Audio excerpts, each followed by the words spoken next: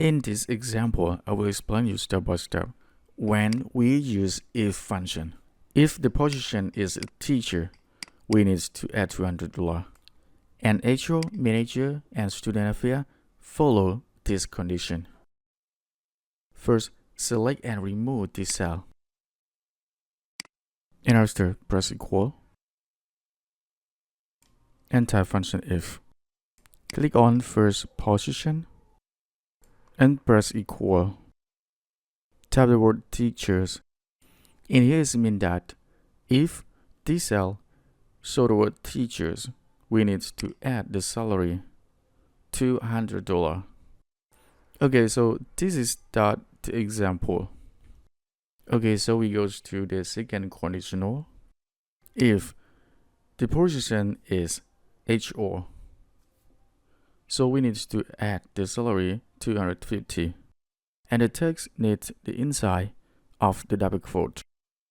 Okay, next step we click on the salary and plus 250.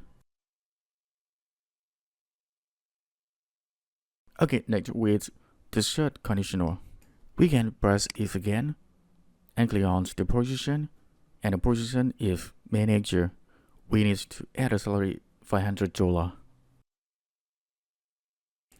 Okay, I hope that you understand this follow with the if function, that if you want to add a salary for stuff.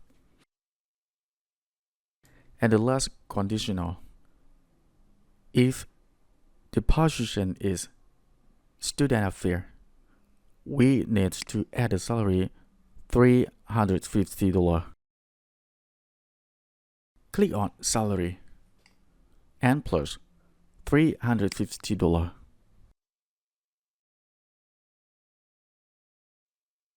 Okay, finish. You need to close parentheses 4 times and press enter. Okay, so this is my result after use if function to add a salary for stuff.